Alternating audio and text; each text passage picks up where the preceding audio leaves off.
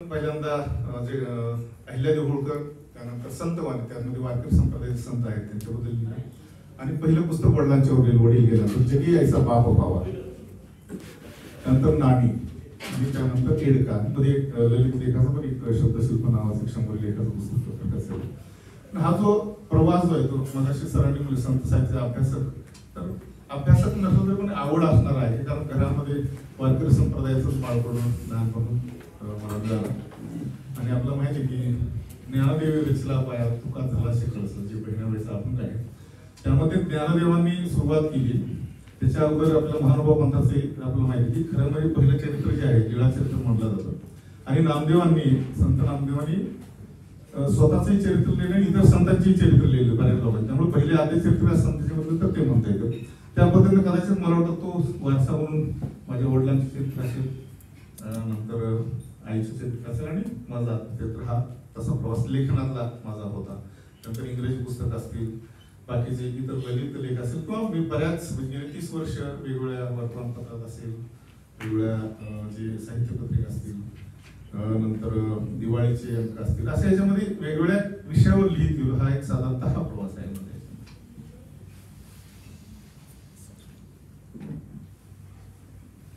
नमस्कार. हॅलो. संमेलनासाठी उपस्थित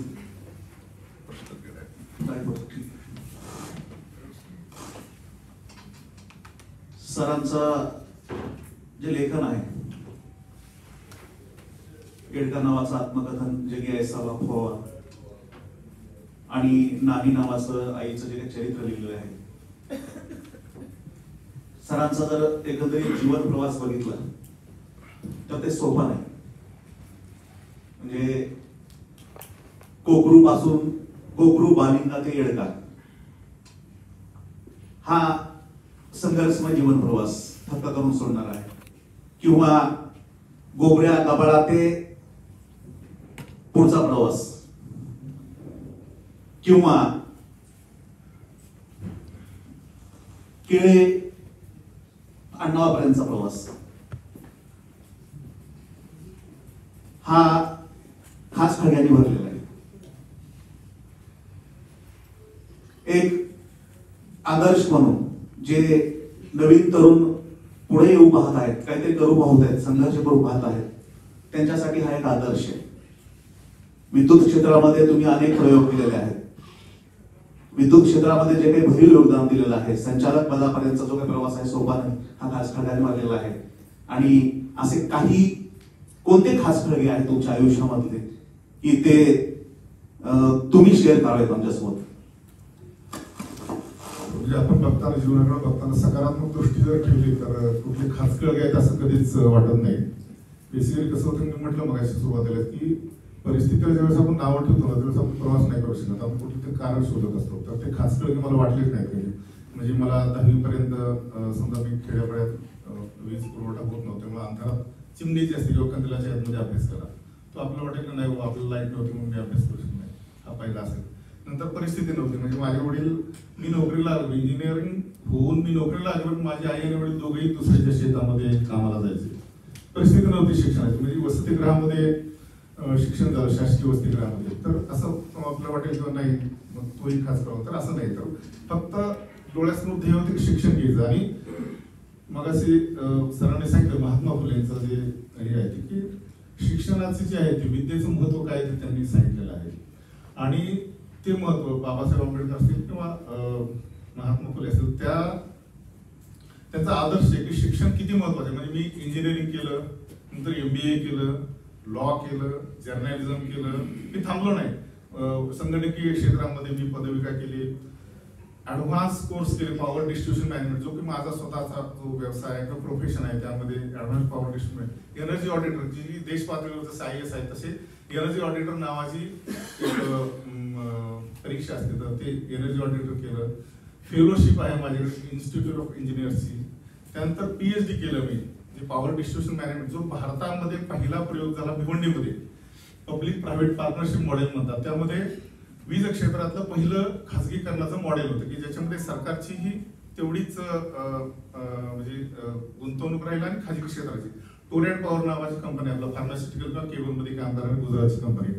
तर तिथं पहिला प्रयोग देशामधला झाला, तिथं मी काम केलं आणि त्या बेसिसवर नागपूरला एक मॉडेल आलं होतं की ते फेल झालं प्रॉम्प्ट ग्रीव्ह कंपनीवर. तर ते एकीकडं भिवंडीमध्ये देशातली सगळ्यात जास्त लॉस असलेली जी एरिया आहे त्याच्यामध्ये चोऱ्या, प्रचंड चोऱ्या, डायरेक्ट हुकिंग करणे,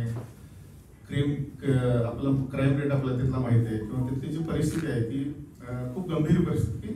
अशा परिस्थितीमध्ये तिथे यशस्वी करून नफ्यामध्ये आणणे हे टोरेंट पॉवर कंपनी केली. देशातलं पहिलं मॉडेल, यशस्वी मॉडेल. आणि दुसरं नागपूरला तसंच मॉडेल करण्याचा पॉवर डिस्ट्रीब्युशन सेक्टर मधला तो फेल झाला.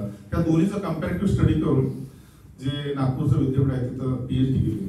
त्यानंतर तुम्हाला लोकांच्या क्षेत्रात प्रवेश करण्यासाठी साहित्यिकांच्या म्हणजे साहित्यिकाचे काय किंवा लिहिणारे वाचणारे प्राध्यापक मंडळीचे शिक्षण क्षेत्रात प्राध्यापक म्हणून काम करत म्हटलं तर त्यांच्या ह्याच्यामध्ये चंचू प्रवेश करण्यासाठी म्हणून MA केलं. म्हटलं काय कळलं पाहिजे आपल्याला मराठीमध्ये कसे सर्वसाधारणपणे एक फ्रेमवर्क असते कुठलं लिखाण लिहिण्यासाठी फ्रेमवर्क असते. तर त्या फ्रेमवर्क मध्ये जाण्यासाठी मग मी मराठीमध्ये MA केलं आणि नुकताच आता मी मराठी साहित्यातील विजेचे चित्रण एक अभ्यास हा प्रबंध नुकताच मराठवाडा विद्यापीठामध्ये सादर केलेला आहे. तर हा जो प्रवास आहे तो असे वेगवेगळे म्हणजे याच्यामध्ये आयुष्यामध्ये वैयक्तिक पद्धतीने खचखट आले. आमच्या काम करत असताना राजकारणावर प्रचंड राजकारण, जसं जसं मी वरच्या पदावर गेलो ज्यावेळेस सर्वोच्च पद मिळवलं तर साधारणतः मुख्य अभियंत्यानंतर जे साधारणतः राजकारण होतं की जिथं नेपोटिझम, वशिलेबाजी असेल किंवा म्हणतात की जिथं वेगवेगळे फॅक्टर्स तिथं काम करत असतात. अशा पद्धतीनं ते मात्र आयुष्यामध्ये की जे माझ्या हातात म्हणजे कष्ट करून किंवा मला अभ्यासानं मिळवता येत नाहीत अशा गोष्टी ज्या आहेत तिथं मात्र राजकारण आले, तिथं मात्र काही वेळा अयशस्वी व्हावं लागले किंवा तिथं मला धक्के बसले हे म्हणता येईल. तर तरीही मी नाराज नाही, कारण मला असं वाटतं की माझी ॲबिलिटी मी पूर्णपणे वापरली आहे, माझी क्षमता वापरली आणि त्याचं यशही मला मिळालं. त्यामुळे ज्यावेळेस असं पाजत दुसऱ्या किंवा निगेटिव्ह बाजूला झटतं त्यावेळेस झुकतं त्यावेळेस असं दुसऱ्याला दोष द्यायचं काही कारण नाही. त्यामुळे असं मला खास वेळेस कधीच काय वाटतं. आणि जाणवतात कधी लक्षात घ्या, आता ज्याची कंबर दुखी आहे ना त्याला छोटासा जर स्पीड ब्रेकर लगेच जाणवतो, कारण ते आपल्या मनात असतं तो खास वेळा. तर तशा पद्धतीने मला कधी जाणवलं नाही, हे येत राहणार आणि आयुष्य असंच असतं. अतिशय सकारात्मक असा आपला विचार आणि दृष्टिकोन आहे. सर तुम्ही चंचू प्रवेश नाही, तुम्ही डिकेची धडक मारलेली आहे साहित्य क्षेत्रामध्ये, त्यामुळे तो चंचू प्रवेश आहे असं मी म्हणणार नाही. चरित्र आणि आत्मचरित्र असं दोन्ही म्हणजे आपल्या आई वडिलांचं चरित्र आधी लिहिणं आणि नंतर आपलं आत्मचरित्र आणणं आणि तेही अशा ज्याला आपण खरं तर अधिकृत निवृत्त झालेला असला तरी याच निवृत्तीनंतर दुसरं आयुष्य सुरू होतं असं म्हणतात. तर अशा ह्या वळणावर तुम्ही आपलं आत्मचरित्र आणलं. या एडकाच्या पहिल्या आवृत्तीच्या वेळेला ढाले सर असं म्हणाले होते की ठाले सर असं म्हणाले होते की आत्मचरित्र आई वडिलांचं चरित्र आणि स्वतःचं आत्मकथन आणणारे असे तुम्ही कदाचित एकमेव असाल. इतकं प्रांजळ असं आत्मकथन आपण लिहिलंय, ज्यांनी वाचलं नसेल ते वाचतीलच. एडका या तुमच्या आत्मचरित्राबद्दल अनेक ठिकाणी लिहिलं गेलंय, बोललं गेलंय. इतकं प्रांजळ आणि पारदर्शक आत्मकथन लिहिताना आता सरांनी जे खाचखळगे विचारले ते खाचखळगे त्याच्याबद्दल तुम्ही त्याच्यात सगळं विवेचन केलेलंच आहे.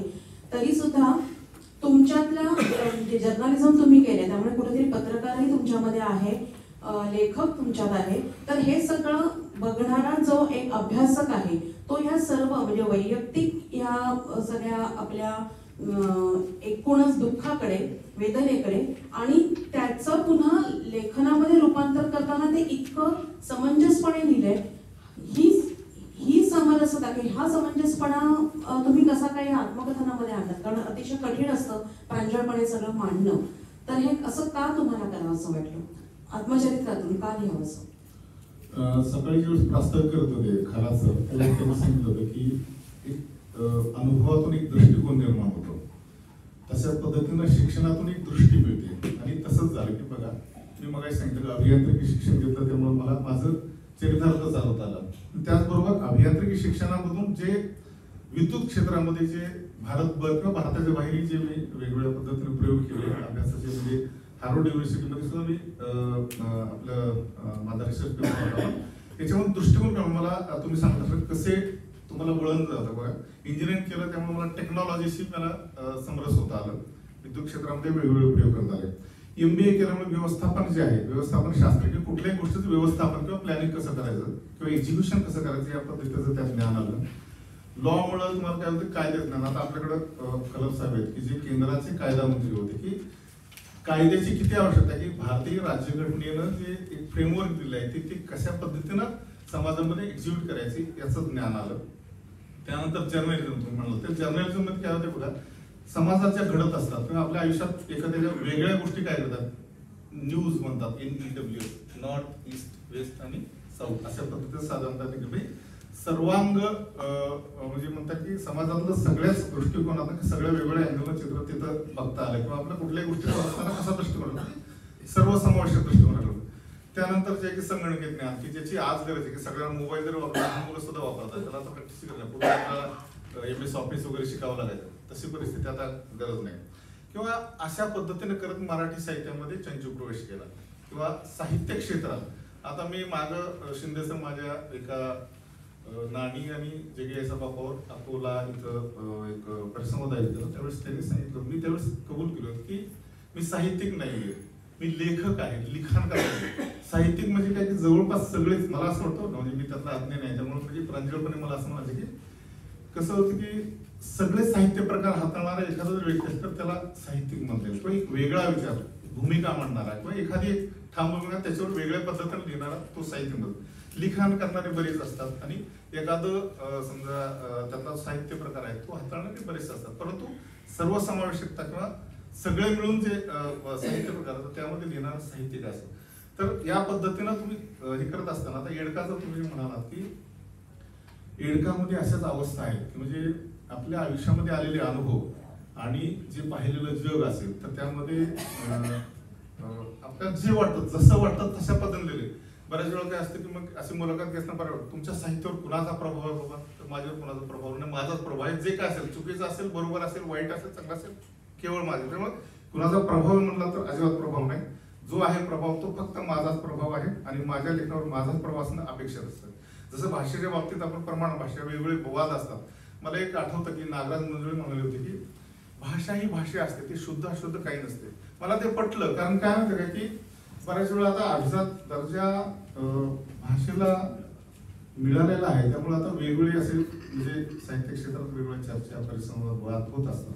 परंतु भाषा ही भाषाच आईने जी शिकवलेलं आहे किंवा समाजाने शिकवलं ती भाषा प्रत्येकाच्या जे वातावरणात माणूस वाढतो त्याच्यातून ती भाषा निर्माण होते आणि त्याचं लिखाण येतं.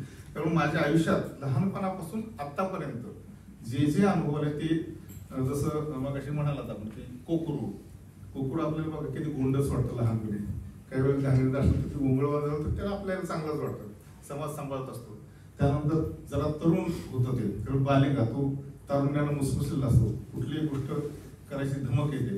त्यानंतर थोडी मॅच्युरिटी येते, त्याचे शिंग पिळदार होतात आणि अन्यायाविरुद्ध धडक मारण्याची तो प्रयत्न करतो. जिथे जिथं अन्याय होतो तर त्याच्या पद्धतीने तो प्रयत्न करतो. कधी कधी तो स्वतः त्यात मृत्यू पावतो किंवा तर धडक एवढी जोरदार असते की समोरचा तर मृत्यू म्हणजे मारतो किंवा स्वतः मोठी पण त्याची जोरदार धडक. त्या पद्धतीने ज्या वेळेस अन्याय झाला त्या वेळेस मी पेटून उठलो, त्या ठिकाणी मी त्याला प्रतिकार केला आणि असं आयुष्य जगत आणि प्रत्येक वेळेस आनंद घेत आला मला. म्हणजे ही कुठलीही गोष्ट आता बोलतोय ती सुद्धा तुम्हाला सांगते जे जे परिचय आहेत माझे की याच्यामध्ये जे पुस्तकं लिहिले मी त्याच्यात जर काही जर वाचले ते तिन्ही पुस्तकं जे वाचले तर त्याच्यात तुम्हाला एकही शब्द असा दिसणार नाही की ज्याच्यामध्ये कुठंतरी असं त्याला शुगर कोटिंग केलेलं आहे किंवा कुठंतरी असं काहीतरी चुकीचं लिहिलंय किंवा कुणाला एक्झॅगरेट करायला शिकलेले अजिबात नाही. जे आहे ते तशाच तसं लिहिलंय. त्यामुळं त्यात मला प्रत्येक ठिकाणी वस्तुनिष्ठता जी आहे ती मला जास्त महत्वाची वाटते. या प्रश्नाला एक जोडून प्रश्न. येडक्याच्या धडका सगळ्यांना माहित आहेत आणि ह्या धडका व्यवस्थेला धडका मारून तयार झालेले आहेत. सर, येडका हे जे नाव आहे हे आत्मकथनात तुम्ही का दिले, त्यामागची काय पार्श्वभूमी? पुस्तकाचं जर आपण मुखपृष्ठ पाहिलं तर मुखपृष्ठावर येडकावर नाव दिलेलं आहे, खाली कंदील आहे, कंदिलेच्या आतमध्ये बल्ब आहे लाईटचा आणि बल्बाच्या वरती मानवी मेंदू आहे. तर ही कल्पकता त्याच्या जी आहे ती कल्पकता देण्यामागची काय पार्श्वभूमी जरा सांगा बरं. मला वाटतं तू बोलत प्रश्नामध्येच त्याचं उत्तर आहे. एक म्हणजे मुखपृष्ठाबद्दल जर बोलायचं म्हटलं तर कंदील आहे, कंदिलामध्ये बल्बच्या वर जो फिलामेंट असतो, टंगस्टनची वायर असतो, तर त्याचा मेंदूचा आकार दिलेला आहे आणि तो प्रकाश देतो, म्हणजे अंधारातून एकतर प्रकाशाकडे, अज्ञानातून ज्ञानाकडे, अशा प्रकारचं त्याच्यातून मला सूचित करायचं आहे की माझा प्रवास आहे तो तशा पद्धतीने झाला. आणि येडका या नावाबद्दल जर म्हणत असला तर मी तुम्हाला मगाशी येडक्याचे गुणधर्म सांगितले की तो सहसा कोणाच्या वाटेल जात नाही, कोणता तर असं दिवस जातात त्याला मागून सुद्धा दड देतो किंवा समोर दड द्यायची त्याची तयारी असते.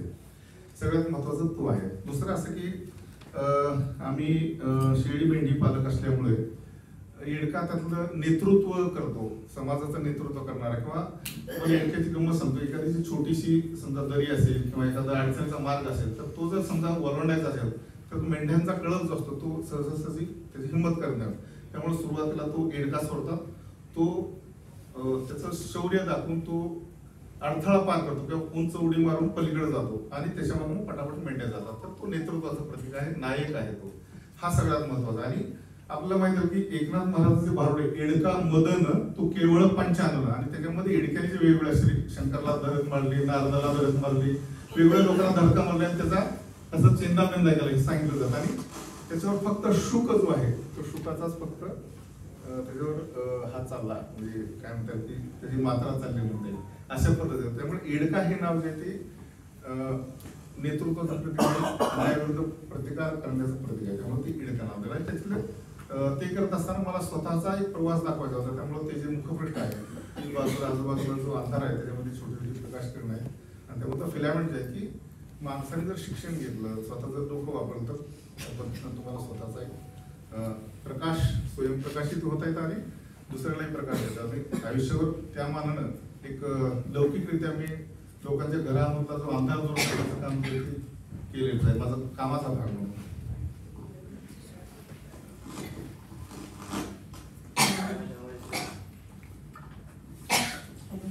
प्रकाश यात्री म्हणून उजेड पेरायचं काम मी केलं आणि त्याच्यासह व्यक्तिमत्व विकासाच्याही कार्यामध्ये मी गुंतलो असं तुम्ही टिळकामध्ये लिहिलंय. तर ही प्रकाश यात्री म्हणून उजेड पेरण्याची जी काही तुमची भूमिका होती तुमच्या नोकरीच्या व्यवस्थेतली, त्याच्यात सुद्धा तुम्हाला अनेक अडचणींना तोंड द्यावं लागलं, मात करावी लागली. त्याच्या बरोबरीने व्यक्तिमत्व विकासाचंही काम तुमच्याकडून घडलं. ते कशा प्रकारचं, कोणाच्या बद्दलचा, कोणाच्या व्यक्तिमत्व विकासाबद्दल तुम्ही लिहिलंय हे जरा सर्वांना सांगा. खरं म्हणजे कुठलंही चरित्र जे आहे की स्वतःचाच प्रवास असतो आणि स्वतःच्याच विकासाचा साधारणतः त्याच्यामध्ये वाटा असतो. मला माझा प्रवास जर मलाच आठवायचा म्हटलं तर सुरुवातीला जे मी म्हटलं की एक लहान खेड्यापाड्यातलं जे मूल असतं ते म्हणजे समजा त्याला मातीशी खेळायची सवय, त्याला त्याच्यामध्ये कपडे घाण असतील, दिसायला उघड, आणि लहानपणी जे गुबगुबीत बालक असतात ना, मी पण असं फार गुबगुबीत होतो. माझे गाल वगैरे जरा मोठे होते, तेव्हा पळत असताना माझी गाल घालायचे, तेव्हा मला गोबऱ्या म्हणायचे. आमची घरची गोबऱ्या म्हणायची, बाहेरचे मित्र वगैरे गोबऱ्या म्हणायचे. तो गोबऱ्या किंवा गबाळा हा जो प्रवास आहे, गबाळा म्हणजे कपडे फाटलेले पार्श्वभागावर, तिथलं ते दिसायचं सगळं, आई आपले ठिगळे मारायची. हा जो प्रवास आहे तो तिथून मी जो प्रवास सुरू केलेला आहे. आणि तुम्ही जसं म्हणाल की मोबाईल बंद करण्याची शक्ती तुम्हाला देऊ.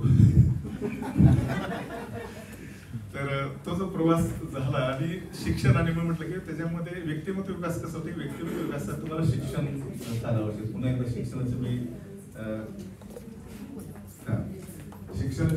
जे महत्व सांगतो त्याचं कारण की शिक्षणामध्ये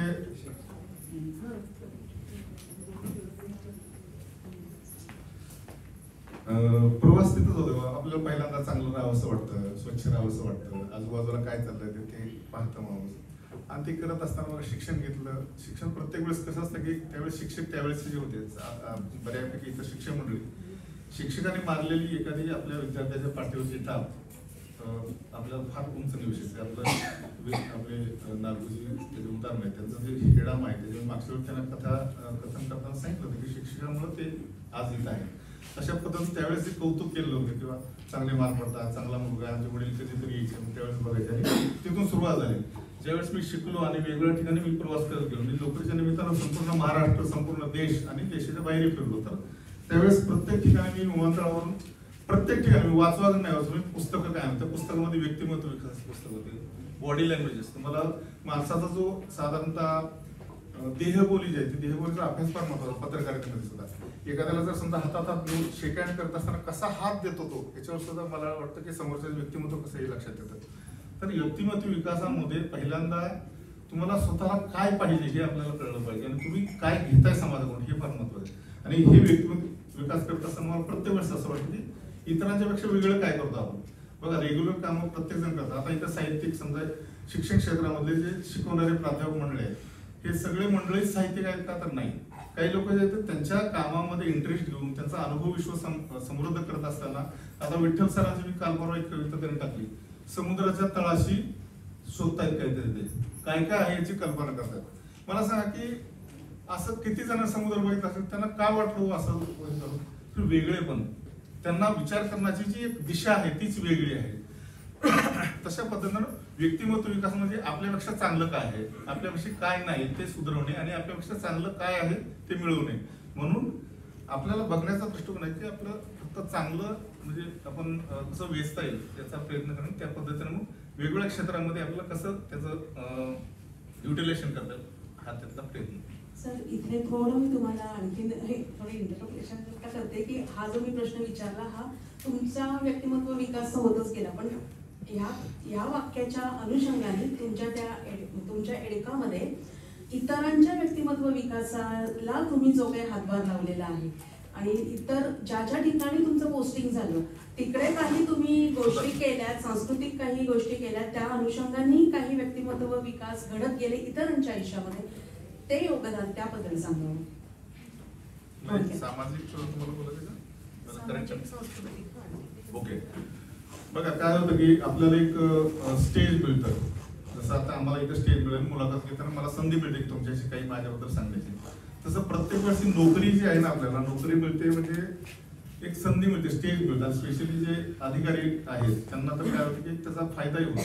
फक्त तो बघत असताना कसं बघा, आता नोकरीत असताना लोकांना कनेक्शन देणे, लोकांची सेवा करणे, वेळेत लाईट आणणे, ह्या सगळ्या गोष्टी जे आहेत ते साधारणतः आपली कामं असतात. पण ते करत असताना तुम्ही किती आनंदाला करता, आपल्याला मूर्ती करायची आणि तो घडवणाऱ्या गोष्टी माहिती, त्याचा बघण्याचा दृष्टिकोन काय हे फार महत्वाचं. म्हणजे काही जे आहे ते फक्त रोजगारासाठी करेल, काही जे आहे ते नाही त्यांनी कोणतरी मालकाने सांगितलं करेल, काही जे आहे ते त्याला लक्षात येते की याच्यातून मला देवाची मूर्ती घडवायची.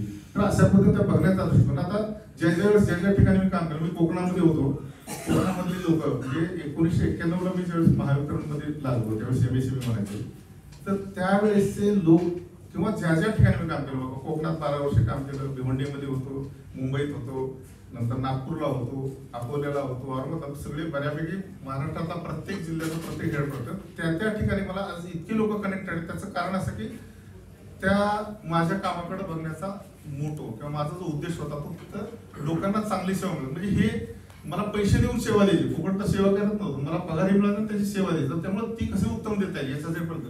मला आजही माझ्या पुस्तकामध्ये एक प्रसंग आहे की जैतापूर नावाचं खेड तालुक्यातील गाव होतं, तिथले लोक मी वर्षानुवर्ष असे सह्याद्रीच्या माथ्यावर असे गाव आहे की तिथं वीजही पोचलेली नाही, पाणी नाही, रस्ता नाही, पायवाटेनं जायचं. म्हणजे तिथल्या महिला ज्या आहेत जवळपास 1.5 किलोमीटर डोक्यावर पाणी घेऊन जातात खालून. त्या ठिकाणी आम्ही वीज पोचवली. असे आमच्या लोकांनी जे ते खांद्यावर ट्रान्सफॉर्मर नेले, पोल नेले, तिथं वीज पोचवली, त्यांना पाण्याची व्यवस्था केली, पाणी पुरवठा जे आहे त्यांना कनेक्शन दिलं. आणि आम्हाला बोलतो बऱ्याच वेळा बोलवायचं, तर आम्ही त्यांचं बंद केलं कनेक्शन का पैसे भरत नव्हते. मग तिथला सरपंच वारंवार आम्हाला म्हणायचे की साहेब तुम्ही या, आम्ही आपलं हो कामाच्या जातात. पण एकदा त्यांनी म्हटल्याप्रमाणे गेलो तिथं त्या लोकांनी जे आम्हाला प्रेम दिलं, ती जीवन चौकातला आम्हाला समजा सत्कार केले. आणि निघत असताना लहान मुलं, तरुण मुलं, बायका, म्हातारे माणसं सगळे लोक पाया पडायला लागले. मी गलबरून खाली बसलो की खरोखर बाबा ते काय म्हटले की आमच्या या गावामध्ये कुठलाही अधिकारी किंवा कुठला राजकारणी आला नाही, तुम्ही आमच्यासाठी देव आहात नाही. हे ज्यावेळेस ऐकलं त्यावेळेस आपल्याला वाटलं की किती प्रेम मिळतं आपल्याला. आणि ह्या गोष्टी माझ्या आयुष्यात बऱ्याच ठिकाणी बऱ्याच वेळा घडले. काय होतं की कुणाच्याही घरी ज्यावेळेस वीज पुरवठा बघा लोकांचे असतात की आम्हाला पैसे दिल्याशिवाय काम होत नाही, लोकांना असं केल्याशिवाय काम होतं, बाकी सगळ्या गोष्टी ही काही मी नाकारत नाही सगळ्या गोष्टी, परंतु ह्या गोष्टीत सुद्धा तुम्हाला चांगल्या गोष्टी कशा करतात. तर हे स्टेज मिळालं. स्टेज मिळत असताना मला मी आता चिपळूणचं सांगतो की पहिलं कोकण मराठी साहित्य मधु मंगेश कर्णिकांनी जे कोमसाप आहे ते त्यावेळेस स्थापन केलं. पहिलं मराठी साहित्य संमेलन मला तिथे घेता आलं. 76 अखिल भारतीय नाट्य संमेलन तिथे घेता आलं. त्याच्या आयोजनामध्ये आम्हाला काय आमचा संपर्क असतो, आम्ही काहीतरी सेवा देतो. तर अशा गोष्टी ज्या आम्हाला तिथून निशिकांत जोशी कोकणातले कोणी असतील तर किंवा आपल्याला माहित असतं परब साहेबांना की आमदार होते आणि दैनिक सागरचं हे चालवत होते. तर त्यांनी आम्हाला खरं म्हणजे ते म्हणजे म्हणतात की सांस्कृतिक बाळगोड जे आहे ते पाहिलं. त्यावेळेस आम्ही वेगवेगळे कार्यक्रम आहेत ना हिरिरीनं सहभाग घेतो, ती सवय लागली. मग तिथं आम्ही सामाजिक कार्यक्रम असतील, सांस्कृतिक कार्यक्रम असतील, स्वतःचा याच्यामध्ये विकास होत गेला आणि लोकांचा विकास करत गेलो. हे करत असताना बऱ्याच वेळा कसं की हे झालं सांस्कृतिक क्षेत्रामध्ये.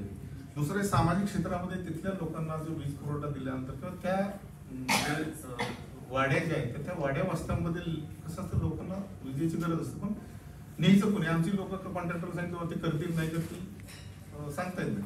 म्हणून स्वतः लोकांचा इन्व्हॉल्वमेंट घेऊन त्यांना तिथं वीज पुरवठा त्यांच्या चेहऱ्यावरचा जो अनुभव असतो अत्यंत महत्वाचा. दुसरं असं की बऱ्याच वेळा काय होतं गावातून ज्यावेळेस आम्ही बाहेर पडतो त्यावेळेस गावातल्या लोकांच्याकडं गावातील लोक बघत असतात की आपल्यातला हा मुलगा आहे बाबा मुरारी, तो इथं गेला इथं गेला इथं गेला, ह्या ठिकाणी साहेब आहे मोठा साहेब एवढं. त्यांना हे माहित नसतं की त्यांनी किती अशा पायऱ्या चढल्या आहेत. बऱ्याचशा लोकांना आपल्या इथे सगळे शिक्षित मंडळी, पण बऱ्याच लोकांना कसं असतं की वेगवेगळ्या डिपार्टमेंटमध्ये हायरार्की असते, ज्या पोस्ट असतात त्या गोष्टी माहिती नसतात. ठीक आहे, वीज बोर्डातला मोठा अधिकारी, एक्झिक्युटिव्ह इंजिनियर फार मोठा वाटतो. अशा कितीतरी गोष्टी जे ते लोकांना की माहित. हे सांगण्याचं जे म्हणता येईल की मार्ग तो त्याच्यातून मला मिळाला.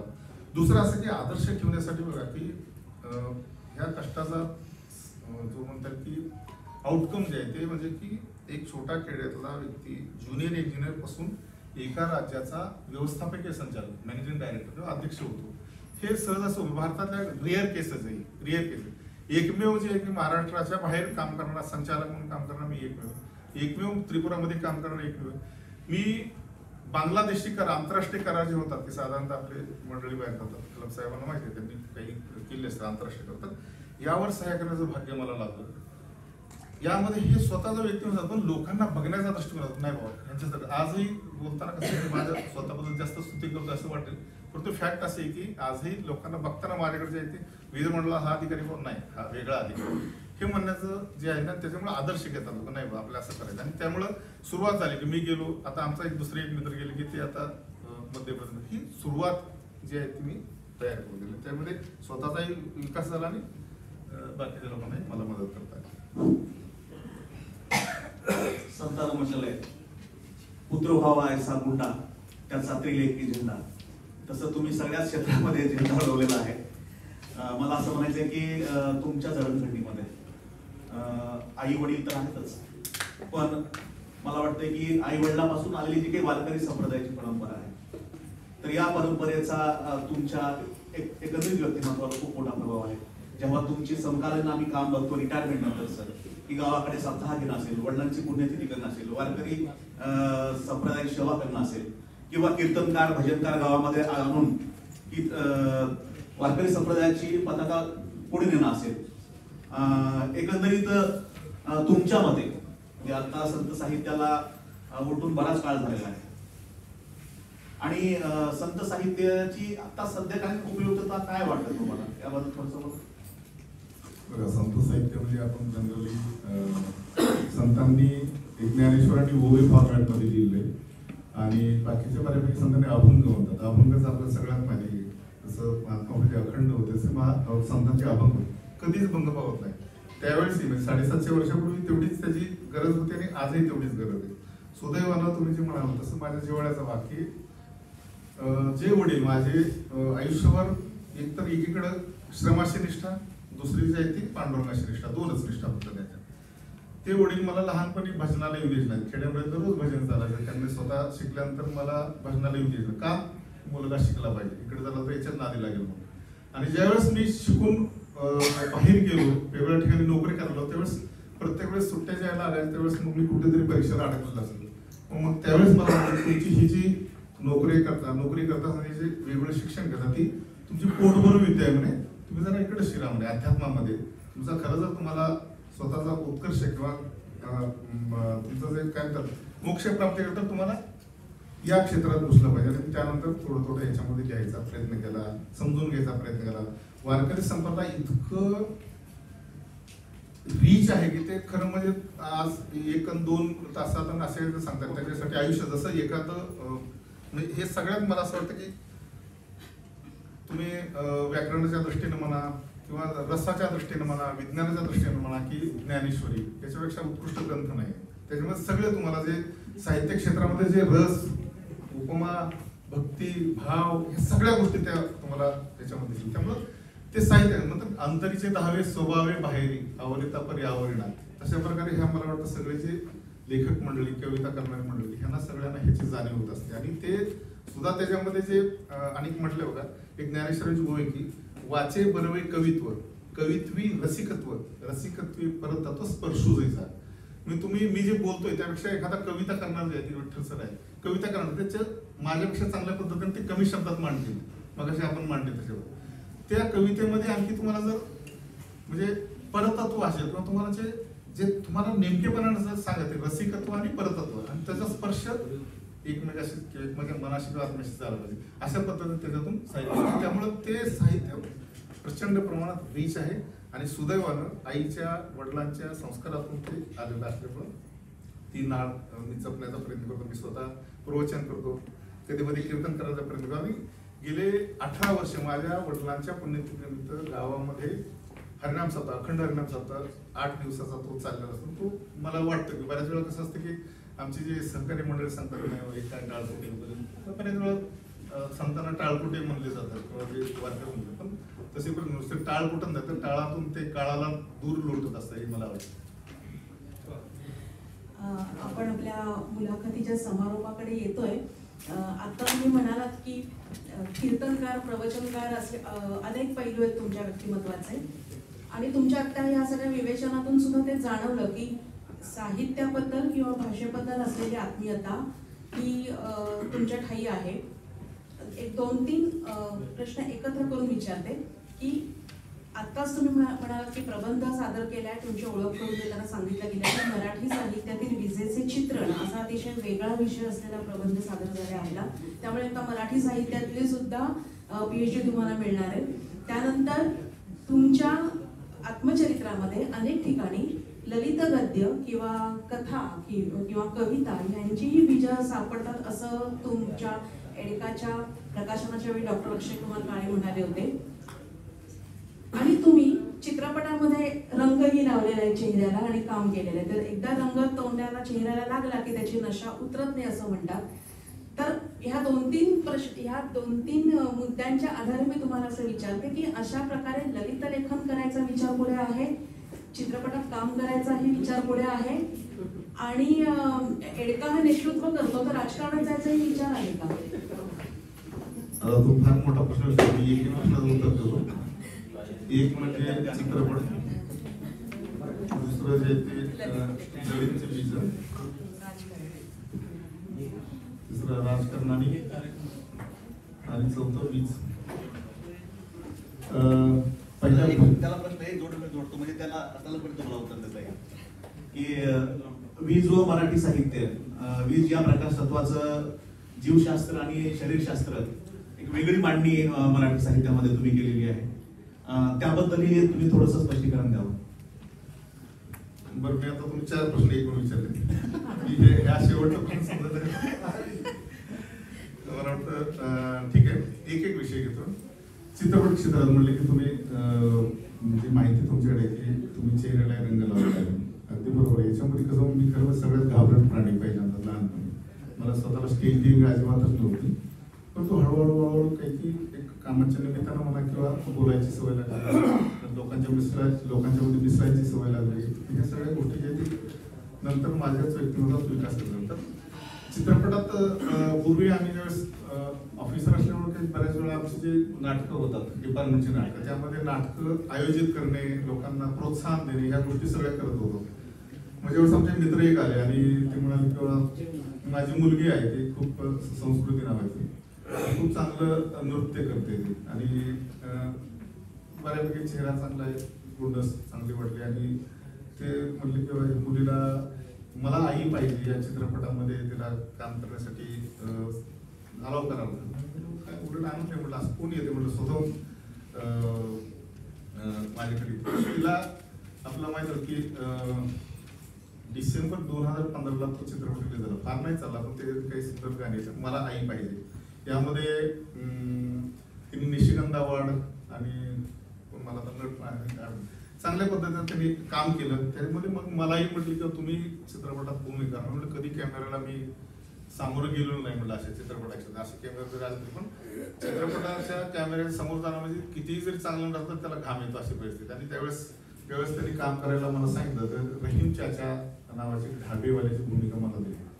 तो मुस्लिम ड्रेस, टोपी आणि त्यात अशी मराठी आणि हिंदी किंवा उर्दू अशी मिश्रित भाषा, एकतर आपलं मराठीत नाही तर इंग्रजीत किंवा कुठल्या तरी एका भाषेत बोलणं, पण असं मिक्स भाषा पूर्ण म्हणजे तो आणखी वेगळा ढब काढून ते जे टायराला निको गयाता वगैरे त्या गोष्टी झालेलं. तर तशा वेळेस मला काम करण्याची एक संधी मिळाली चांगल्या अभिनेत्याबरोबर. आणि त्यावेळेस मला असं वाटलं की चित्रपट जे क्षेत्र जे आहे ती जसं ज्या पद्धतीने ही अक्षर साहित्य मला कायमस्वरूपी अजरामर करत असतं, चित्रपट क्षेत्र हे अजरामर करत असतं. त्यामुळे मला त्या क्षेत्राचा छंद लागला. अखिल भारतीय चित्रपट महामंडळाचा मी सदस्य झालो. फिल्म रायटर्स असोसिएशन, आता जसे आपले सर आहेत तसं दासू वैद्य आहे, समजा की काही चित्रपटात गाणी लिहितात ते गातात आणि तशा पद्धतीने तो एक छंद असतो. ते म्हणतो ना की एखादी लत लागणे त्याही झालं. मग अहिल्यादेवी होळकर यांच्यावर चित्रपट करायचं बऱ्याच दिवसापासून माझं एक स्वप्न होतं आणि काही टीम होती आमची, त्याच्यावर पटकथा लिहिण्याचं काम केलं. माझ्या जगेसा बाबू आणि नाणी याच्यावर पटकथा लिहून तयार आहे, त्याच्यावर चित्रपट करण्याचं माझं स्वप्न आहे. त्यासाठी काही गोष्टी आहेत. तर अशा पद्धतीने त्या क्षेत्राशी संबंधित आलो, काही लोकांशी भेटलो, म्हणजे दिग्दर्शक असतील किंवा निर्माता म्हणून तर ऑब्व्हियसली आम्हाला आमची टीमच तयार होतं. त्या पद्धतीने तो चित्रपटाशी संबंधित हे केलं. आणि आताही जे काही चित्रपट आहे ते आताच सगळं चांगलं कसं होतं, बऱ्याच वेळा काही जे म्हणतात की जे प्लॅन्स आहेत ते काहीतरी करायच्या अगोदर फार त्याच्यात उतावळून होता कामा नये, म्हणून ते सध्या तरी जे आहे ते माझ्या फ्युचरमध्ये आहे. हा झाला चित्रपटाशी संबंधित. त्यामुळे ते जे म्हणतात ना रंग लावण्याचं काम ते त्यावेळेस झालं. आणि नाटकंही आम्ही खूप आयोजित चांगल्या पद्धतीने केलं. आणि महाराष्ट्रामध्ये ज्या ज्या ठिकाणी मी काम केलं त्या ठिकाणचा जो नाटक करणारी मंडळी आहेत त्यांना मी खूप प्रोत्साहन देऊन त्यांना पुढे नेलं आणि आमच्या तिथं पारितोषिक मिळालं. दुसरं तुम्ही सांगितलं ललिताची बीजं. मला आठवतं की महाराष्ट्र साहित्य परिषद पुणे इथं ज्यावेळेस कार्यक्रम झाला होता, शिंदे सर होते प्रमुख पाहुणे, प्रमुख वक्ते होते. त्यांनी असंच म्हटलं होतं की याच्यामध्ये ललित कादंबरी याची बीजं पेरलेली आहे. त्याचा तसा फॉर्मॅट जरी चरित्राचा फॉर्मॅट असला तरी त्याच्यामध्ये अशा गोष्टी आहेत की ज्याच्यामध्ये प्रसंग आहेत, ते प्रसंग रंगवण्याचं जे त्यांना जाणवलं किंवा याच्यामध्ये तुम्हाला चांगल्या पद्धतीने कादंबरी लिहू शकत. मी आतापर्यंत कादंबरी हा फॉर्मॅट नाही आणखी केलेला किंवा कविता मी एकच केली कविता. काही लोकांना सरांना केली जरा ती मोठी दीर्घ कविता तरी. मला वाटतं काही कवी असले तर फार दीर्घ म्हणजे 4-4 धारानृत्य जे आहे ना, धारानृत्य चालेल जे मी माझ्या प्रबंध अशी प्रचंड मोठी कविता आहे. आणि अशा मी काही कविता ज्यावेळेस अभ्यासल्या त्यावेळेस फार मोठमोठ्या कविता. मला असं वाटतं की ही सुद्धा कविता होऊ शकते. मग 2-4 लोकांना दाखवली, ते म्हणले त्यातले कंटेंट खूप चांगले पण एवढी मोठी लांब. मला वाटतं आपणही पाहिले ते कविता. तर त्या कवितेचा किंवा कादंबरीचा फॉर्मॅट अद्याप मी केलेला नाही. पण आपण म्हणाल्याप्रमाणे माझ्या तिन्ही याच्यामध्ये नाटकाच्या छटा तुम्हाला दिसतील, नाट्य छटा दिसतील, काही कादंबरीचे किंवा ललिताचे दिसतील. फक्त एक आहे की मी काल्पनिक, साधारणतः कादंबरी म्हटलं की थोडी कल्पनाशक्ती किंवा क्रिएटिव्ह रायटिंग म्हटलं जातं, त्या याच्यामध्ये आणखी मी डायरेक्ट हात घालतो. कारण तो रेग्युलर बिझनेस म्हणून त्याच्याकडे मी पाहत नाही, फक्त आवड म्हणून करतो. आणि जसा जसा वेळ मिळतो तसं त्या पद्धतीने करतो. तो निश्चित फ्युचरमध्ये मी करतो. पण मला जास्तीत जास्त वैचारिक लेखन किंवा समीक्षात्मक लिहायला निश्चित जास्त आवडेल. पण हेही फॉर्मॅट मला निश्चित हाताळायचे माझं स्वप्न आहे. त्यानंतर पुढचं तुम्ही सांगितलं काय, राजकारण. राजकारण हा शेवटी ठेवतो मी, ते एक इच्छा आहे. दुसरीची मराठी साहित्यातील विजेचे चित्रण जे आहे त्यामध्ये आपण म्हणाल सर विजेचे जीवशास्त्र अत्यंत माझा जिव्हाळ्याचा, जसं संत आहे तशा पद्धतीने वीज हा माझा जिव्हाळ्याचा विषय. याचा एक प्रसंग सांगतो की कोकणामध्ये गुहागर नावाचं एक गाव आहे, तालुका आहे. आपण गेला तर सुंदर असा समुद्र किनारा आहे आणि तिथं येणारी जी वीज आहे ती पोफळी एक विजेचं केंद्र आहे. कोयनेतून जे पाणी येतं खाली तर पोफळी नावाचं एक वीज निर्मिती केंद्र आहे. तिथून जवळपास 90 किलोमीटर गुहागर आहे, तिथपर्यंत ते वीज जाते. आणि तिथपर्यंत विजेची लाईन जाते, त्याच्यामध्ये झाडे, कोकणामध्ये झाडी आहे, ऑब्विसली दऱ्या डोंगर असल्यामुळे वीज जाण्याचं प्रमाण खूप जास्त होतं. आदरणीय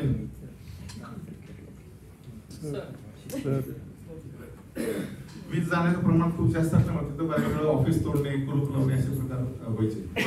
आणि सरांत तुमचा इशारा समजलेला आहे, 1:45 पर्यंत मी लवकर आटपणार आहे. तर यामध्ये जेव्हा वीज जाण्याचं प्रमाण तर त्यामध्ये काय झालं की तोडफोड जे हा लास्ट प्रश्न आहे, त्याच्यातून प्रश्न विचारू देणार नाही. तर त्यावेळेस काय झालं की ऑफिस तोडणे वगैरे, तर आमसभेमध्ये हा विषय यायचा. त्यावेळेस मला असं वाटलं की लोकांना वीज का जाते याचं कारण जोपर्यंत कळत नाही तोपर्यंत हे प्रकार होणार. आणि त्यावेळेस मला त्यावेळेस कल्पना आली की वीज आणि जीव हे जे दोन शब्द आहेत ते बघा, नुसतं का म्हणजे वेलांटी बद्दल तर तुम्हाला येतं, विजेमुळे जीव जातो आणि जीव विजेमुळे वाचतोय. तर त्यावेळेस ते वारंवार रिपीटेड होतं. त्यावेळेस विजेचे जीव म्हणजे आपली जी बॉडी आहे, ह्युमन बॉडी, तर त्या पद्धतीचं तुम्ही जर तुम्हाला तुमच्या लक्षात येईल, तुम्ही जस्ट एक तुम्हाला 2-3 उदाहरण देतो. मेंदू आपला वीज निर्मिती केंद्र असं समजा, हे जे आहे ते हार्ट जे आहे ते सबस्टेशन आहे असं समजा, की ट्रान्सफॉर्मर वगैरे आहे. हे आपली जी हाडं आहेत ते टावर्स किंवा आमचे पोल आहेत, त्याच्यावरचे जे वाहिन्या आहेत किंवा तारा आहेत ते म्हणजे आपल्या त्यातल्या नीला आणि धमन्या आहेत असं, आणि त्यात वाहणारी जी वीज आहे ती म्हणजे रक्त आहे आपलं समजा. आता बरं हे झालं शरीराचं. त्याच्यानंतर रोग कसे, करोना आपल्याला बघितलेलं सगळं, करोना आमच्याकडे पण होतो बरं. आमच्यातला करोना म्हणजे विजेचं जे एक कंडक्टर वाहून नेणार ते विजेच्यामुळे सर्कल तयार होतं, त्याचा आवाज येतो. त्याच्यामुळे वीज जेवढी प्रमाणात न्यायला पाहिजे तेवढी वीज आम्हाला वाहून नेता येत नाही. हा झालं. वीज बंद पडते, पोल तुटतात म्हणजे आपला फ्रॅक्चर होतो, ऑर्थोपेडिक्सकडे जावं होतं, ऑर्थोपेडिक सर्जनकडे. पोल तुटला म्हणजे पाय तुटला समजा. एखादा समजा सिग्नलिंग सिस्टम आहे, आता ज्यांना स्पॉन्डेलिसिस होतो तर त्यांची जी नर्वस सिस्टम आहे तर ते मज्जारज्जू किंवा त्यातले जे छोटे छोटे आहे ते कुठंतरी झालं तर सिग्नल बिघडतो आणि तिथं तुम्हाला एकतर मुंग्या येतात, तिथं तुम्हाला पोचत नाहीत. अशा पद्धतीनं विजेचे हे जीवशास्त्र आहे. म्हणजे वीज आणि वीजशास्त्र म्हणजे इलेक्ट्रिसिटी जी हे आहे, जीवशास्त्र म्हणजे तुमची बायोलॉजी, ह्युमन अॅनाटॉमी आहे. अशा पद्धतीने विजेचे. मग हे करत असताना मग मला त्यावेळेस असं जाणवलं की अरे हे खूप महत्वाचं आहे, असं हे मांडलं गेलं पाहिजे. मग आपल्या शिंदे सरांशी पण मी बोललो होतो, खरंच सर माझे गाईडच आहे त्याच्यात. मला असं वाटलं की आपलं क्षेत्र आहे की ह्या पद्धतीनं आपल्यासारखा न्याय कोणी देऊ शकणार नाही. एकतर साहित्याचं थोडंफार समजा मूलभूत आवड आहे, दुसरं असं की विजेचं तर आपण त्या क्षेत्रात आयुष्य काढलेलं आहे, तर त्याच्यामध्ये वेगळं काय देऊ शकतो समाजाला, तर हे देते. मग मी शोधण्याचा प्रयत्न केला की ह्याच्या संदर्भ काय मिळतात का, कारण हे पीएचडीला रजिस्ट्रेशन करायच्या अगोदरपासूनची आवड. मी त्याच्यावर बरेच लेख लिहिले, विजेचे जीवशास्त्र लिहिले, विजेचा इतिहास लिहिला, बऱ्याच गोष्टी लिहिल्या. तर याच्यावर मग विचार करता ऋग्वेदापासून आपल्या याच्या संदर्भ सापडतो. ऋग्वेद असतील, अथर्ववेद असतील, पुराण असतील, याच्यापासून मी संदर्भ शोधत गेलो. तर त्यावेळेस संस्कृत मधले जे श्लोक होते त्याच्यामध्ये विजेचे विद्युत देवत असं म्हटलं. हे जे पंचमहाभूत आहेत त्या पंचमहाभूतामध्ये सुद्धा पृथ्वी, आप, तेज, वायू, आकाश हे सगळे ऊर्जेचे स्रोत आहेत, वीज तयार करण्याचे स्रोत आहेत. हे चांगल्या पद्धतीने मला मांडता आले त्याच्यामध्ये. मग याच्यामध्ये साहित्य प्रकार सगळेच मी घेतले. मग मी ज्यावेळेस रजिस्ट्रेशन केलं त्यावेळेस मराठी साहित्यातील विजेचे चित्रण एक अभ्यास म्हणतो, ते म्हणजे फार मोठं होईल. म्हणजे निवडक मराठी साहित्यातील मग त्याच्यामध्ये मी कथा घेतल्या, कादंबऱ्या घेतल्या, नाटक घेतलं, कविता घेतल्या आणि एक स्फुट लेखन जे आहे ते त्यातले सगळे. याच्यामध्ये इतके संदर्भ मिळत गेले तर आमच्या खरात सरांना आश्चर्य वाटायचं, म्हणजे एवढे कशा संदर्भ घेता मग तुम्ही, म्हणजे लोकांना वाटेल की एवढा माणूस कसं काय अभ्यास करू शकतो. म्हणून माझं क्षेत्रच मला विचारतं म्हटलं माझ्या वयामध्ये. तर याच्यामध्ये काय झालं की ह्या गोष्टीचा आवड असल्यामुळं सगळ्या फॉर्मॅटमध्ये स्पेशली मला आनंद होतो की इतक्या चांगल्या पद्धतीने काही काही साहित्यकार म्हणजे कादंबरीकार असेल, कविता तर म्हणजे इतक्या सुंदर आहे की कुसुमाग्रजांच्या कितीतरी कविता संग्रहामध्ये विजेचे संदर्भ सापडतात. ते ज्ञानेश्वरानंतर मला तर सगळ्यात जबरदस्त शब्द वापरला जातो ते कुसुमाग्रजांवर. त्यानंतर ग्रेसनी शब्द जे की आपल्याला वाटतं अत्यंत दुर्बोध कवी, पण त्यांनी पण विजेच्या संदर्भात जबरदस्त शब्द वापरले. हे शब्द जे आहेत नुसत्या शब्दांचं मी परिशिष्ट केलं तर ते मला असं वाटतं की हे गोष्टी समाजासमोर चांगल्या पद्धतीने मी देऊ शकलो. दुसरं मी एक नवीन विझाड नावाचा शब्द मी शोधलाय. आता तुम्हाला लोकांना त्याच्यावर विश्लेषण करतात. विझाड म्हणजे वीज आणि झाडाचं नातं. प्रेम आणि मरण या कवितामध्ये गोविंदाग्रज गडकरींनी त्यांनी हे केलं की त्याच्यामध्ये झाडाचं आणि विजेचं नातं, म्हणजे झाड जे आहे ते विजेवर प्रेम करतो, ते वीज म्हणते की नाही तो दुसरं काहीतरी देवीला म्हणतो, तर ते म्हणते की दुसरं काहीतरी वर म्हण, नाही म्हणते मला तेच पाहिजे. म्हणजे क्षण एक पुढे प्रेमाचा वर्षाव पुढं मरण, ते वीज झाडावर पडते आणि झाड जळून जातं. अशा प्रकारे जी.ए. कुलकर्णीची एक कथा आहे वीज नावाची, पिंगळा वेळ या कथा संग्रहातली. शंकर पाटलांची कथा आहे, बाबाराव मुसळेंची कथा आहे, विजेने चोरलेले दिवस संतोष जगतापांची एक कादंबरी सुंदर अशी, नंतर इजाळ म्हणून मला वाटतं उत्तम बंडू तुपेची कादंबरी, असे सुंदर सुंदर मला पुस्तकं मिळाली इतक्या चांगल्या पद्धतीने. त्याच्यामध्ये काय होतं की बऱ्याच वेळा मी आता थोडा निगेटिव्ह पॉईंट सांगतो साहित्यिकामधला, म्हणजे संदेह म्हणून, की बऱ्याच वेळा काय होतं की ते चूक नाही बरं का, पण एक कन्सेप्च्युअली समजण्यासाठी एक असतं की त्या संतोष जगताप यांनी काय केलं की काही संदर्भ असे घेतले आणि त्याला आसाराम लोमटेची त्याला काय म्हणतात त्याला प्रस्तावना पाठराखण आहे. त्याच्यामध्ये काही चुका एखाद्या समजा लेखकाने चूक केलं, ती पाठराखण करताना ती चूक तिथं येते, ती फार गंभीर आहे. तर त्यावेळेस मला असं वाटतं की ज्यावेळेस एखादा तांत्रिक विषय हाताळतो त्यावेळेस कादंबरकरांना काही गोष्टीची काळजी घेतली पाहिजे. कन्सेप्च्युअली काही चुका राहतात त्या कदाचित कादंबरीमध्ये ते संबोधले जातात, पण त्या गोष्टी संबोधतात. आणि शेवटचा प्रश्न असा आहे की राजकारण काय होते, मला असं वाटतं की प्रत्येक जण राजकारण करत असतो आयुष्यामध्ये, प्रत्येक जण एकमेकांशी राजकारण करत असतो. राजकारण आहेत का अविभाज्य गट झालं ते आपल्याला सगळ्यांना लाडक्या बहिणीला सरकार सुद्धा बदललं होतं. कसं होतं की एक गोष्ट आहे की जी ताकद लोकांची मत बघा, लोकशाहीमध्ये मताला फार किंमत आहे. इथं राजेश शास्त्री माहिती नाही, परंतु मला आठवतं की पत्रकारितेची जशी ताकद आहे की अरुण शेवरी नावाचे पत्रकार होते इंडियन एक्सप्रेसमध्ये, त्यांनी दररोज 10 प्रश्न राजीव गांधीला विचारले जायचे. राजीव गांधी पंतप्रधान निवडणुकीचा काळ होता, दररोज 10 प्रश्न विचारले जायचे. ते 10 प्रश्न ते त्यावेळेस बोफार्स प्रकरण असेल वेगवेगळे प्रकरण त्याच्यावर विचारले जायचे. आणि त्या काळामध्ये एखादं वर्तमानपत्र पूर्ण देशाचं कसं मत बदलू शकतो, तर हे त्यातलं महत्व. मग ताकद जी असते तुमच्या राजकारणामध्ये ताकद आहे, एखाद्या वर्तमानपत्रात ताकद आहे, ते मत जे बदललं असते, एखाद्या मत बदलणं म्हणजे फार महत्वाचं. तर राजकारणामध्ये मला खरोखर म्हणजे माझा पिंड नाही, परंतु मला इच्छा खूप आहे. मला असंच एक जण प्रश्न विचारले की तुमची पुढची काय आहे बाबा, तर मला असं वाटतं मी बाकीच्या सगळ्या गोष्टी ज्या आहेत त्या आयुष्यामध्ये ज्या ज्या सर्वसामान्य लोकांचे स्वप्न असतात माझ्यासारख्या किंवा तुम्हाला लोकांचे स्वप्न तर बऱ्यापैकी स्वप्न माझी पूर्ण झाले. अत्यंत समृद्ध जीवन जगतं, सगळ्याच प्रकारे मला चांगल्या गोष्टी आहेत. आणि त्यामुळं राजकारण संधी मिळेल तर निश्चितच जाईल. तेवढं सोपं नाही हे मला माहीत असताना सुद्धा. आणि शेवटी साहित्य क्षेत्रामध्ये शेवटचा प्रश्न त्याच्यावर एक वाक्य, या क्षेत्रात कसं होतं की मी का रमतो, अध्यात्म असेल किंवा साहित्य असेल किंवा कला असेल, त्याच्यामध्ये काय रमतो त्याचं कारण असं बघा, हे अध्यासनचे प्रमुख होते, माजी झाले, पुढे प्राचार्य होता, माझी होती, मी MD होतो, मी पण माझी झालो, संचालक होतो, माझी झालो, तुम्ही माझी प्राचार्य व्हाल रिटायर झाल्यानंतर, कलब साहेब माझी होते. परंतु तुम्ही साहित्यिक होऊन माझी साहित्यिक होणार नाही कधी, माझी कलाकार होणार नाही, माझी अभिनेता होणार नाही, माझी राजकारणी होऊ शकतो कुठल्यावर, पद कुठलंही असू द्या. ते जर समजा दुसऱ्याने दिलं असेल तर ते माझी होतं, स्वतः जर कमवलं असेल तर ते माझी होत नाही. की कला असेल या क्षेत्रात काम करायला मला निश्चित आवडतं आणि करत राहील.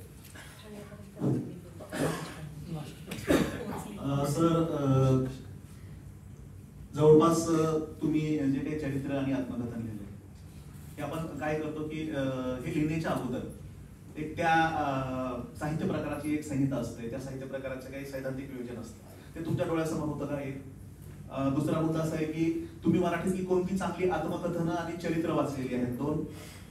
त्यानंतर एकंदरीत येडका दिल्यानंतर एकच प्रश्न विचारा. तर छोटे उत्तर द्या आणि संपवा. की मला वाटतं की येडका तुम्ही लिहिले वयाच्या 60 पर्यंत, तिथले अनुभव तुम्ही मांडलेले आहेत. 60 आणखी वय नाही मला. मला वाटतं की येडकामध्ये काही बाबी आणखी तुम्हाला असं वाटतंय का की त्या मांडायच्या राहून गेल्यात? कारण काय होतं की आत्मकथन हे स्वतःशी प्रामाणिक राहून प्रांजळपणे ते व्यक्त केलेलं असतं, पण काही जीवनामध्ये अशा गोष्टी असतात की त्या आपण नाही मांडू शकत किंवा जननिंदेसाठी आपण ते करत नाही. पण अशा काही गोष्टी तुमच्या मनामध्ये आहेत का, त्या राहून गेल्यात आणि त्या राहिलेल्या गोष्टी येडका 2 मध्ये तुम्ही मांडणार आणि एका येडका 2 लिहिणार आहेत का? बघा पुष्पा 2. आणि दुसऱ्या भाषेच्या संदर्भातला प्रश्न आहे, जवळपास येडकामधली जी भाषा आहे ती भाषा तुमची केळीवाडीची भाषा आहे.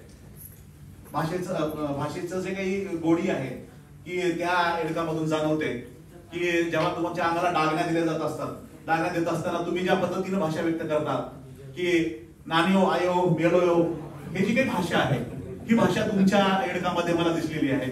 तर एकंदरीत ती भाषेची जी काही नाळ आहे ही नाळ अजूनही केळीवाडीशी निगडीत आहे. बरेच प्रश्न मगाचा जसा प्रश्न होता दिनचर्याचा तसा शेवटचा हे आहे माईक आभारासाठी घेऊन ठेवतो मी. घेऊन ठेवा.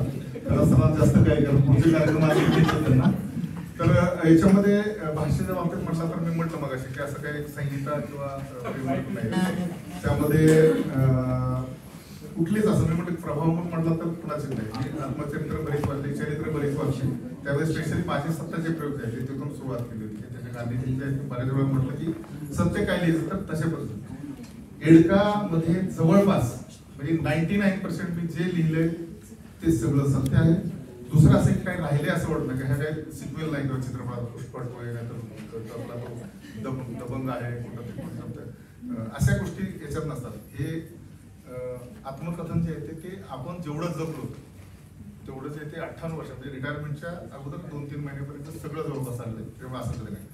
भाषेच्या बाबतीत म्हटलं तर मला माझी भाषा नाही. मी ज्या ज्या ठिकाणी गेलो मग भाषेमध्ये बदल होत गेले तर तुम्ही आता तुम्हाला भाषा विज्ञान तुम्ही तर मराठीचे असणं भाषा विज्ञान शिकलात की भाषा वेगवेगळ्या ठिकाणी वेगवेगळ्या ठिकाणी गेलो तर जमतो किंवा एक ग्रुप आहे इथला समजा कोकणात लोक तर मी कोकणात होतो कोकणी भाषा बोलायचो. माझ्या भाषामध्ये इतका असा प्रभाव वेगळा कोकणातली भाषा आहे, विदर्भातली भाषा आहे, मराठवाड्यातली भाषा म्हणजे जन्माला भाषा आहे, बंगाली गुजराती ह्या भाषेचाही परिणाम आहे का की गुजरातच्या लोकांनी काम केलं बंगालचे जे ते त्रिपुरा तेव्हा भाषा अशी जी आहे ती माझी स्वतःची अशी भाषा नाही. ही सगळ्यांच्या भाषेचा जो एक त्यात सुगंध थोडा असा विसरलेला आहे. त्यामुळं अशी भाषा नाही. तिसरं काय तुमचं एडकाटू अजिबात येणार नाही.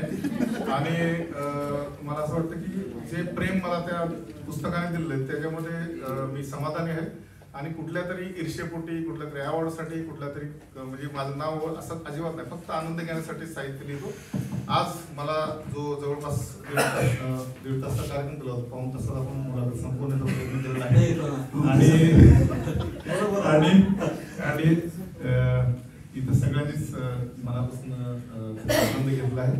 आणि मला उकलवण्यासाठी माझा प्रोजेक्ट उतरवण्यासाठी डॉक्टर निर्मोही मॅडम आणि डॉक्टर रामकृष्ण भेगोळे सरांनी प्रयत्न केला. आणि मी सांगू शकलो जसं पद्धतीनं माझ्या भाषेत ते चांगलीच असेल असं नाही तर माझ्या भाषेत मी सांगायचा प्रयत्न केला. आपण सर्वांच्या राहतो प्रसाद त्याबद्दल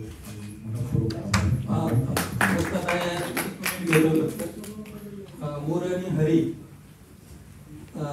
हे समजणं त्यामध्ये फक्त 5% समजलेले त्या मुलाखतीमधून 95% मोर आणि हरी पाठीमागे आहेत. लक्षात घ्या.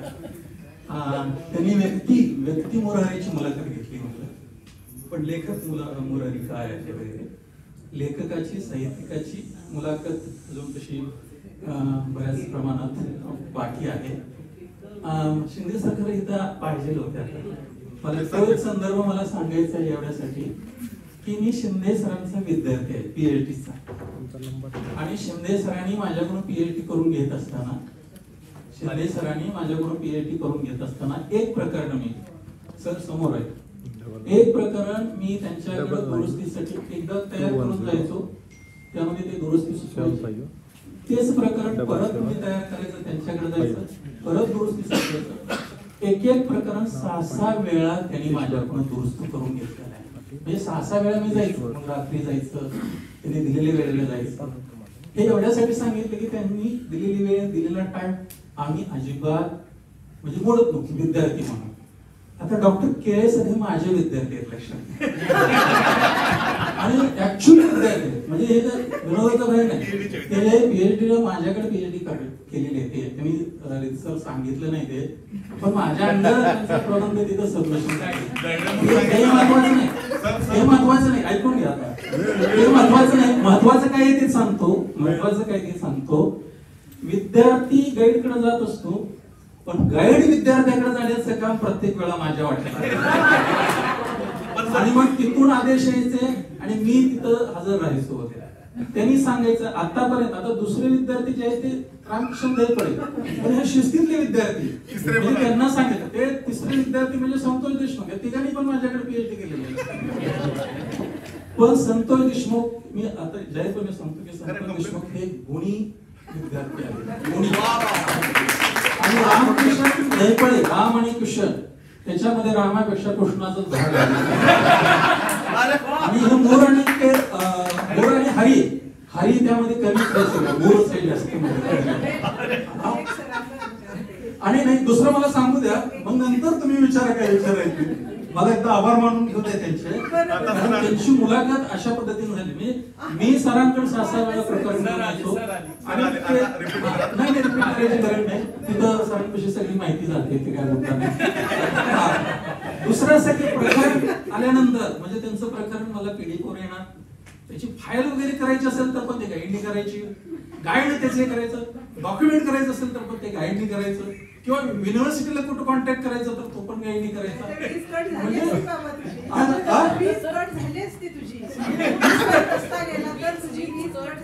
नाही नाही ते नाही, वीज कट होऊ शकत नाही. त्याचं कारण असं आहे, त्याच्यामधला तोही गुण सांगतो. वीज कट झाली नाही, उलट माझ्या घरासमोरचा विजेचा खांब जो एकदम घराच्या समोर आला होता, तो त्यांनी दुरून नेण्याचं काम सुद्धा त्यांनीच केलं. आणि तो दुसऱ्यांच्या घरासमोर नाही, माझ्याच घरासमोर आहे. दुसऱ्यांच्या घरासमोर लावलेला, माझ्याच घरासमोर, पण जिथं जास्त धोकादायक होता तो दुसऱ्या ठिकाणी जाण्यामध्ये त्यांचं फार योगदान मिळालेलं आहे. त्यामुळे त्यांची मुलाखत कोणी घेतली तर फक्त मीच घ्यावी. जर मी मुलाखत घेतली असती तर अशी तुम्ही शांतपणे जी होता का नाही, कारण लेखकासारखी मुलाखत व्हायची आहे तुमची, लक्षात होते. आणि त्यामुळे मी म्हटलं की फक्त 5% मुलाखत झाली, 95% मुलाखत राहिलेली आहे. समीक्षकाची भूमिका आहे. हा म्हणजे 95% मुलाखत राहिली. म्हणून म्हणलं व्यक्ती केळे साहेबांची मुलाखत झालेली आहे, पण लेखक केळे साहेब, अनाकलनीय केळे साहेब, आकलन शक्तीच्या बाहेरचे केळे साहेब, परिघाच्या बाहेरचे केळे साहेब, हे सगळे साहेबांची जी विविध रूपं आहेत ही अजून खऱ्या अर्थानं लिहायची बाकी आहे. त्यांनी येडका 2 जरी लिहिला नसलं ना सर, त्यांनी येडका 2 लिहायला पाहिजे असं माझं स्वतःचं मत आहे. कारण येडका 2 मध्ये अजून फार भटमाट गोष्टी येणार आहेत आणि त्या यावेत अशा पद्धतीच्या मी साहेबांना शुभेच्छा देतो. थोडस खेळीमेळीत मोकळेपणानं बोललो. आमच्यामध्ये इतक्या गोष्टी आहेत दोघांमध्ये. आम्ही पहिल्यांदा ते साहेब, मी त्यांच्याकडे जाणारा म्हणजे त्यांच्या साहेब आहेत, मी पहिली गोष्ट सांगायला हरकत नाही. ते ज्यावेळेस आले होते त्यावेळेस मी पळत रात्री 10:30 वाजता त्यांच्या पुस्तकावर इम्प्रेशन पडल्यामुळे, त्यांच्या पुस्तकाचं माझ्यावर इम्प्रेशन पडल्यामुळे 10:30 वाजता त्यांच्या गेस्ट हाऊसला जाऊन भेटलो. पहिली भेट त्यांची माझी अशी झाली. तसं त्यांच्या माझ्या इतक्या आठवणी आहेत, त्या सगळ्याच्या सगळ्या काही बऱ्या आहेत असं नाही, काही वाईट पण आहे, पण काही आर्थिक पक्ष चांगले आहेत. म्हणजे आमच्या दोघात असं एक रिलेशन, म्हणजे आता फक्त मी एवढंच म्हणतो की मनीषा केळे मॅडम जर वाढवून ठेवूया, आमच्या दोघांमध्ये एकतर नवरा बायको सारखं नातं आहे. सगळ्या गोष्टी आम्हाला माहित आहेत म्हणजे. आणि इतका भारी माणूस आयुष्यात या ठिकाणी आहे. त्यांचा अभ्यास करण्याची वृत्ती, हे बाकीचा भाग द्या, विनोदाचा भाग म्हणून मी बाकीच्या गोष्टी सांगितल्या. पण एक सिरियसनेस, कमी वेळेमध्ये काम कसं करावं, एकदम कमी वेळेमध्ये काम करावं, एकतर कामाचा प्रश्न हवा का. त्यांनीच माझ्याशी बोलताना म्हटलं की मी इतके संदर्भ कशात देतात तुम्ही, इतका मोठा अभ्यास कसं करू शकता. मी म्हटलं होतो की इतके संदर्भ, सगळे वाङ्मय प्रकार तुम्हालाच कसे कळतात, सगळे रचना प्रकार तुम्हालाच कसे कळतात, असं मी म्हटलं होतं ना. अगदी प्राचीन पासून आतापर्यंतच्या सगळ्या संदर्भाचा रेफरन्स जर तुमच्या ग्रंथामध्ये एखाद्याला दिसला, एखाद्या अभ्यासकाला प्रश्न पडू शकतो की आणि ते रचना प्रकाराच्या अनुषंगानं पण, म्हणजे मोरोबंदांच्या आर्याचे संदर्भ येतील, संस्कृत मधले त्यांनी वापरलेले मला नाही कळालं संस्कृत मध्ये त्यांनी काय काय वापरले, हे माझ्या मर्यादा आहेत ना. म्हणजे अशा गोष्टी सुद्धा त्यांच्या प्रबंधामध्ये प्रचंड आहे. आणि त्यांचा प्रबंध फार गुणी प्रबंध झालेला आहे. जसं गुणी विद्यार्थी तसा गुणी प्रबंध झालेला आहे. आणि त्या गुणी यासाठी विशेषण सोडत नाही, त्यातला चांगला उत्तम प्रबंध झाला. आज मनापासून मुलाखत दिली आणि त्याबद्दल मी मुक्तसृजन साहित्य पत्रिकेच्या वतीने त्यांचं मनपूर्वक आभार व्यक्त करतो. त्यांची मुलाखत निर्मोही फडके मॅडम. निर्मोही फडके मॅडम आमच्याशी कनेक्ट झालेल्या आमच्या साहित्याशी किंवा साहित्य संस्थेशी येणारे आहेत. दुसरे विद्यार्थी आमचे विद्यार्थी म्हणत नाही, मित्र आहेत मुळात, आणि विद्यार्थी नंतर झाले होते, पण मित्र असे डॉक्टर रामकृष्ण दहिफळे सर, या सगळ्यांचा आभार मानतो. आणि हा कार्यक्रम संपला असं जाहीर करतो. त्यानंतर जेवण होईल आणि 15 मिनिटांनंतर कथाकथनला सुरुवात होईल.